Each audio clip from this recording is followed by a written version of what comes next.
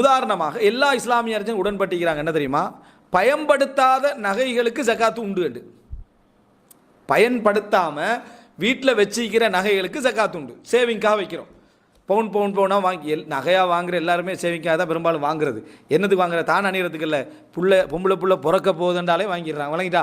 அப்போ பிறக்கிறத விடுங்க, பொம்பளை பிள்ளையா உடனே நகை கடையில் நிற்கிறான், பேத்து வாங்கு அப்படின்னு. அப்போ 18 வருஷத்துக்கு பிறகு வரக்கூடிய, அப்போ இது சேவிங்கா என்ன, சரியா?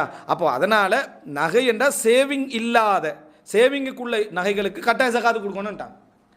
அப்போது ஒரு நகையிலேருந்து அரைவாசம் வெளியே எடுத்துட்டாங்க. இது எப்படி எடுத்தீங்க? நகைகளுக்கு தான் ரசூலாங்க ஜகாத் சொல்லலையே. ரசூல் ஸல்லல்லாஹு அலைஹி வஸல்லம் நகைகளுக்கு ஜகாத்து சொல்லலை. அப்படி இருக்க அணியாத நகைகள் என்று எங்கிருந்து வெளியே எடுத்தீங்க? அப்போ ஒன்று சொல்கிறாங்க, என்ன, தங்கம் என்று ரசூலாங்க சொன்னது நகையையும் குறிக்கும் அப்படின்னு சொல்கிறாங்களா இல்லையா? தங்கம் என்பது நகையையும் குறிக்கும். இல்லை என்றால் எப்படி சேவிங்கில் உள்ள நகைக்கு என்ன செய்யணும், ஜகாத்து கொடுக்கணும்னு சொன்னீங்க.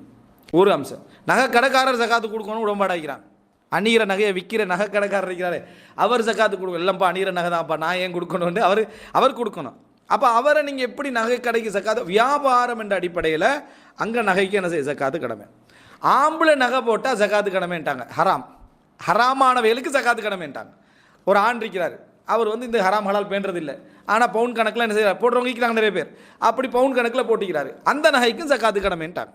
அப்போ அங்கேயும் நகைக்கு என்ன ஜக்காத்துக்கு, எப்படி அந்த நகைக்கு ஜக்காத்து கடமை ஆகும்னா ஹராமான என்ற அடிப்படையில் வார சந்தர்ப்பத்தில் அவர் அனுகிரகத்தை தகுதி இல்லை, அதனால் ஜக்காத்து கடமைன்ட்டாங்க. ஓகே, தங்கம் வெள்ளி பாத்திரம் யூஸ் பண்ணுறார் ஒருத்தர், ஜக்காத்து கடமை அப்படின்ட்டாங்க.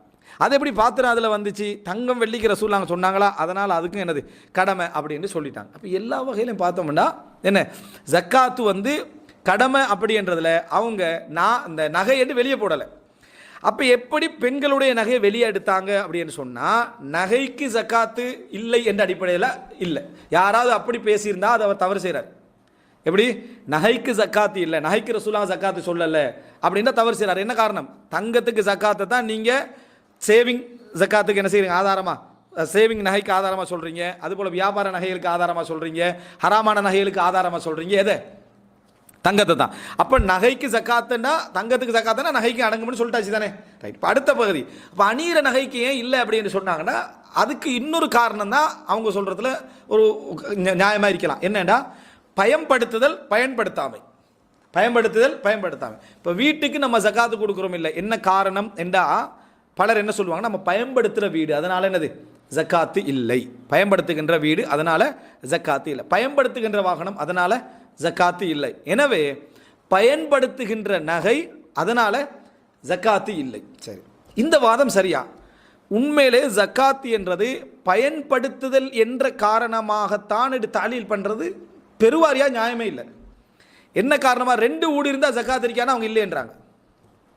2 வீடு இருந்தால் ஒரு வீடு பயன்பாட்டிലേക്ക്, ஒரு வீடு சும்மாய்க்கு, ஜக்காத்து இல்லை.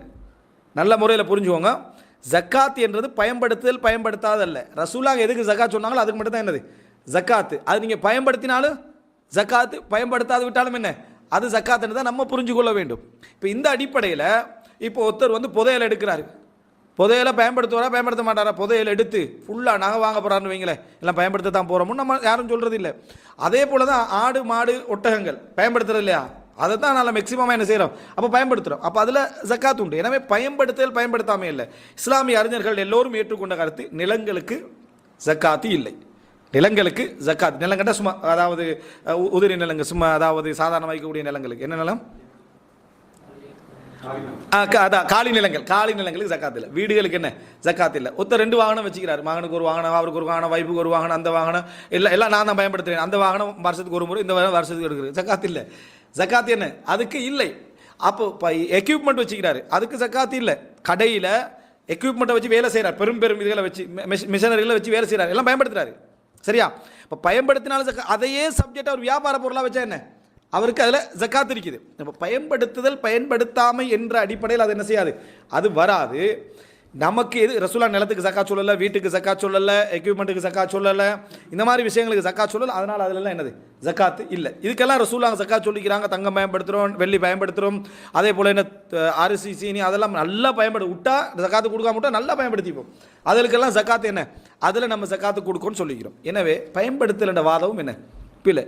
அப்போது நீங்கள் வெளியே எடுத்தது என்னது பிழையான ஒரு வாதம். அப்போ சஹாபாக்கள் அப்படி கொடுத்துக்கிறாங்களே அப்படின்னு கேட்டால் சஹாபாக்களுடைய விஷயத்தை ஒரு ஏகோபித்த உடன்பாடாக நிறைய நபித்தோழர்கள் செஞ்சிருந்தா நம்ம முரண்படக்கூடாது.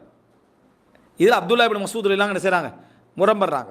அதே நேரம் அவர்கள் ஜக்காத்து கொடுக்காமல் இருந்தவர்கள் அப்படி என்று அது ஜக்காத்து கொடுக்க வேண்டும் என்று சொன்ன பலகீனமான செய்திகள் நிறையவே வருது. ஏனைய சஹாபாக்கள் கொடுக்கணும், மற்ற பின்னால் தாபியின்கள் வந்து நிறைய பேர் ஜக்காத்து கொடுக்கணும்னு சொல்லிக்கிறாங்க. இந்த சஹாபாக்களோடு இருந்தவர்கள், அந்த சஹாபாக்களை அந்த அந்த குறிப்பிட்ட நபித்தோழரோடு இருந்தவர்கள் ஜக்காத்து கொடுக்கணும்னு என்ன செஞ்சுக்கிறாங்க, சொல்லிக்கிறான். அடுத்தது அப்துல்லா இப்னு மஸ்ஊத் எல்லாம் ஜக்காத்து கொடுக்கணும்னு சொல்கிறாங்க தானே, அவரோட எங்களுக்கு நகையில் ஜக்காத் உண்டு என்று பலமாக புரிஞ்சு கொள்ளக்கூடிய அமைப்பில் ஒரு சம்பவம் இருக்குது. சஹீஹுல் புகாரியில் இந்த சம்பவத்தை பாருங்கள். சஹீஹுல் புகாரியில் எல்லாரும் உங்களுக்கு தெரியும், உறவுக்காரர்களுக்கு ஜக்காத்து கொடுக்கலாமான்றதுக்கு ஒரு ஹதீஸ் சொல்லுவாங்க. அப்துல்லா இப்னு மஸ்ஊதுடைய மனைவி, அப்துல்லா இப்னு மஸ்ஊதுடைய மனைவி தன் கணவருக்கு ஜக்காத்து கொடுக்கலாமான்னு கேட்ட டைமில் என்னது கொடுக்கலான்னு சொன்னது. அந்த ஹதீஸை பாருங்கள். ரசூலுல்லாஹி ஸல்லல்லாஹு அலைஹி வஸல்லம் அவங்க என்ன இது சஹீஹுல் புகாரியில், அதாவது 1462 இலக்கத்தில் வரக்கூடிய செய்தி, பெண்களை நீங்கள் தர்மம் செய்யுங்க, வலவ் மின் ஹொலியிக்குன்ன, உங்களது நகைகளிலிருந்தேனும் என்ன செய்யுங்க, நீங்கள் தர்மம் செய்யுங்கன்னு ரசூலுல்லாஹி ஸல்லல்லாஹு அலைஹி வஸல்லம் சொல்கிறாங்க. சொன்ன பின்னால் ரசூலுல்லாஹி இது 2 சம்பவம் வருது. இதில் இப்படி ஒன்று, இன்னொன்று ரசூல் ஸல்லல்லாஹு அலைஹி வஸல்லம் தர்மம் செய்யுங்கன்னு சொன்னோன்னே அப்துல்லா இப்னு மஸ்ஊத் மனைவி வந்ததாகவும் வருது. இதில் ஸைனப் ரலியல்லாஹு அன்ஹா வந்து என்ன செய்கிறாங்கன்னா, ரசூலுல்லாஹி வீட்டு வாசலில் வந்து நிற்கிறாங்க. அப்துல்லா இப்னு மஸ்ஊத் சொல்கிறாரு, நீங்கள் எனக்கு நான் வறுமையானவன் தானே, உங்களுடைய தர்மத்தை எனக்கு தரலான்றாங்க, உங்களுடைய சதக்காவை எனக்கு தரலாம் அப்படின்றாங்க. சதக்கானா வருது குர்ஆன்ல என்ன சொல்கிறான், ஹுத் மின் அம்வாலிஹிம் சதக்கத்தன், அவர்களது சொத்திலிருந்து சதக்கா எடுங்கள் என்றான். ஜக்காத் எடுங்களுக்கு, ஜக்காத் எடுங்களுக்கு. அதே போல் ஜக்காத்து கொடுக்கறது இன்னம சதக்காத்துலில் ஃபுக்கரா, சதக்காக்கள் ஃபுக்கராக்களுக்கும் மிஸ்கின்களுக்கும் 8 கூட்டத்தை சொல்லக்கூடாது. என்ன சொல்கிறான், சதக்கானா என்ன செய்ய நான் சொல்கிறேன். அதனால் ஜக்காத்துக்கு சதக்கான்னு சொல்லப்படும், சதக்காக்கு ஜக்காத்துன்னு சொல்லப்படும். அது குர்ஆன் சுன்னால வரக்கூடிய ஒரு வளமை. பிற்காலத்தில் நம்ம பிரித்து அதை சொல்கிறோம். வந்து கேட்குறான், பார்த்தா அன்சாரி பெண்மணி ஒன்று இருக்கிறாங்க, அவங்களுக்கும் இதே தேவை தான். அப்போ பிலாலெல்லாம் வராங்க, நீங்கள் ரசூலுல்லாஹ்கிட்ட கேளுங்க, என்னுடைய இந்த தர்மத்தை வந்து நான் என் கணவருக்கும் என்னோடு இருக்கக்கூடிய அனாதைகளுக்கும், அவனோட சகோதர சகோதரி பிள்ளைகள் இருக்கிறாங்களோட அவங்களுக்கு கொடுப்பது எனக்கு கூலியா, அதாவது துஜிசி, அது வந்து இந்த சதக்காவை நிறைவேற்றுமா, அதை நான் செஞ்சதாக ஆகுமா, அதாவது இஜிசா நடக்குமான்னு கேட்குறாங்க, அதாவது கொடுத்ததாக ஆகுமா அப்படின்னு கேள்வி கேட்குறாங்க. ரசூலுல்லாஹ் யார் என்று கேட்குறாங்க, அவங்க சொல்ல வேணான்றாங்க. ரசூலுல்லாஹ் யார் என்று கேட்குறாங்க, அவர் சொல்லிட்டார் விளையாடுறாங்கன்னு. ஜைனப், யார் ஜைனப்னு கேட்குறாங்க, அப்துல்லா இப்னு மஸ்ஊத் மனைவி அப்படின்றாங்க. அப்படியா, ரசூல் ஸல்லல்லாஹு அலைஹி வஸல்லம் சொல்கிறாங்க, அவங்கள்ட்ட சொல்லுங்கள், அதாவது சதக்கா இப்னு மஸ்ஊத் அப்படி சொன்னது, எனக்கு கொடுக்கலாம்னு சொன்னது சரியாகத்தான் சொன்னார். ஜௌஜுகி வ வலதுகி அஹக்கு மன் தஸத்தக்தி பிஹி அலைஹிம், உங்களுடைய கணவரும் உங்களுடைய பிள்ளைகளும் தான் நீங்கள் சதக்கா கொடுப்பதற்கு மிகவும் தகுதியானவர். இதில் பிள்ளைகளுக்கு அவங்க சதக்கா கொடுக்கல, கேட்டது கணவர் தான். சரியா, கணவர் இப்போ செலவழிப்பார், யாருக்கு, பிள்ளைகளுக்கு என்ன செய்வார், செலவழிப்பார். அதனால் நீங்கள் அதுதான் உங்களுக்கு சிறப்பு அப்படின்னு என்ன செய்கிறாங்க, அதில் சொல்கிறாங்க. இல்லாட்டி மனைவி பிள்ளைக்கு கொடுக்குறது என்ன சதக்கா இல்லை. இப்போ இது வந்து இந்த ஹதீஸை வச்சு எல்லாரும் என்ன சொல்லுவாங்க, ஜக்காத்து கணவனுக்கு கொடுக்கலாம், ஜக்காத்து அனாதை பிள்ளை தானே மடியில் இருக்கக்கூடிய அனாதை பிள்ளைகளுக்கு கொடுக்கலாம்னு சொல்லி. அப்படி என்று சொன்னால் அவங்க எப்படி போய் ரசூல் ஸல்லல்லாஹு அலைஹி வஸல்லம் கேட்டாங்க தானே, வகான இந்தி ஹுலியுன்லி, என்னிடத்திலே ஆபரணங்கள் இருந்தன, என்னிடத்திலே ஆபரணங்கள் இருந்தன, அதுக்கு நான் கொடுக்கக்கூடிய சதக்காவை என் கணவருக்கு கொடுக்கலாமான்னு தான் கேட்குறாங்க. இப்போ எதுக்கான கேள்வி இது, நகைக்கான கேள்வி, திட்ட தெளிவாக நகைக்கான கேள்வி. அப்துல்லா இப்னு மஸ்ஊத் பிற்காலத்தில் மனைவிக்கு சொல்கிறா, நீ என்னது உன் நகையிலேருந்து என்ன செய், ஜக்காத்து கொடுக்குறா, ஜக்காத்து கொடுன்னு சொல்கிறாங்க. அப்போ இதில் என்ன அர்த்தம், அதாவது அப்துல்லா இப்னு மஸ்ஊத் அதே முடிவில் இருக்கிறாங்கண்டா, இங்கே ரசூலுல்லாஹி ஸல்லல்லாஹு அலைஹி வஸல்லம் அவர்கள் அவர்கிட்ட ஸைனப் ரலியல்லாஹு வந்து நகையிலேருந்து என்ன செய்கிறாங்க, அதை கேட்குறாங்க அப்படின்னு சொன்னால் நிச்சயமாக இது மறுக்க முடியாது. இதை வந்து பொதுவான தர்மம் என்றும் சொல்ல முடியும். இந்த வார்த்தை பிரயோகங்களை பார்த்தா ரசூலுல்லாஹ் பொதுவான தர்மம் என்றும் சொல்ல முடியும். அதே நேரம் இந்த ஹதீதை அறிஞர்கள் ஜக்காத்துக்கு என்ன செஞ்சுக்கிறாங்க, அப்ளை பண்ணிக்கிறாங்க. அவங்களோட கேள்வி என்னன்னா, எனக்கு நகைகள் இருந்தன, நான் அதை கொடுப்பதன் மூலம் இஜிசா, அதை எனக்கு கொடுத்ததாக ஆகுமான்னு கேட்குறாங்க. அப்போ எதை கொடுத்ததாக ஆகுமான்னு கேட்குறாங்க, கொடுத்தா தானே ஆகும். கேள்வியாக வந்து கேட்குறாங்கன்னா என்ன அர்த்தம், ஜக்காத்து நிறைவேறுமா, அதை எனக்கு கொடுத்ததாக ஆகுமாண்டா, என்ன ஜக்காத்து நிறைவேறுமான்னு தான் கேட்குறாங்க. இல்லைண்டா கணவனுக்கு கொஞ்சம் கொடுத்தா அது தர்மமாகாதன்னு விளங்காதவங்களா சைனப்படுவாங்க, என்னது இருக்க மாட்டாங்க. கணவனுக்கு ஹெல்ப் பண்ணுறது, கணவனுக்கு உதவி செய்கிறது வந்து அது தர்மமாகாது அப்படின்னு அவங்க விளங்கி வச்சிருப்பாங்க. இல்லை, நிச்சயமாக அவங்க சதக்கா கொடுங்கன்ற ரசூல் அவங்க சொன்ன உடனேயே அதில் இதை எடுத்து ஜக்காத்தை எடுத்து கணவனுக்கு கொடுக்கறதுக்கு அவங்க என்ன செய்கிறாங்க, அவங்க பார்க்குறாங்க அது கூடுமான்னு கேட்குறாங்க. இதை இமாம் இப்னு ஹஜர் அஸ்கலானி இது 2 நிகழ்வாக கூட இப்னு ஹஜர் அஸ்கலாரு. அப்போ இதே இந்த செய்தியும் எங்களுக்கு வலியுறுத்துது. அப்துல்லா இப்னு மஸ்ஊத் ரலியல்லாஹு அன்ஹு அவர்கள் நகைக்கு ஜக்காத்து கடமைன்னு சொன்னாரே. இப்போ இதை ஒரு சைடில் வைங்களேன், அந்த ஃபேமிலியிலேருந்து வந்தவர் தான். அந்த சப்ஜெக்ட் நடந்தது யாருக்கு? அப்துல்லா இப்னு மஸ்ஊத் அவரோட மனைவிக்கும். அப்போ நகைக்கு ஜக்காத்து கடமைன்னு யார் சொல்கிறாரு? அப்துல்லா இப்னு மஸ்ஊத் சொல்கிறாங்க. அப்போ இந்த ஹதீஸை சரியான முறையில் புரிஞ்சிருக்கிறதுக்கு யாருக்கு வாய்ப்பு அதிகம்? அப்துல்லா இப்னு மஸ்ஊத் ரலியல்லாஹு வாய்ப்பு அதிகம். ஸோ எனவே நகைக்கு ஜக்காத் இருக்கிற நிலைப்பாடு தான் மிகவும் ஒரு சரியான நிலைப்பாடு. இதனால தான் இமாம் இப்னு உஸைமின் ரஹிமஹுல்லாஹ் தனி ஒரு புத்தகம் போட்டார், ஜக்காத்துல் ஹுலி, நகைகளுக்கு ஜக்காத் உண்டு அப்படி என்று சொல்லி தனியான ஒரு புத்தகம் என்ன செஞ்சார், போட்டார். இப்போ ரசூலுல்லாஹி ஸல்லல்லாஹு அலைஹி வஸல்லம் சொல்கிறாங்க, நாளை மறுமையிலே யார் தங்கத்துக்குரியவராகவும் வெள்ளிக்குரியவராகவும் இருந்து அதுக்கு ஜக்காத்து நிறைவேற்றப்படவில்லையோ அவைகள் பழுக்க காய்க்கப்பட்டு அவருடைய முதுகிலும் என்னது, அதாவது கைகளிலும் அவங்களோட உடல்களிலும் என்ன செய்யும், பழுக்க காய்க்கப்படும் வருது. தங்கத்துக்கு உரியவர் சாஹிபு தஹப், தங்கத்துக்குரியவர். அப்படின்னா நாணயம் மட்டும்தான் அதில் அடங்கும், பாவிக்கிற நகை அடங்காதுன்னு எப்படி சொல்கிறது? நாணயம் மட்டும்தான் அடங்கும், பாவிக்கிற நகை அடங்காது நம்ம அதில் எப்படி சொல்கிறது?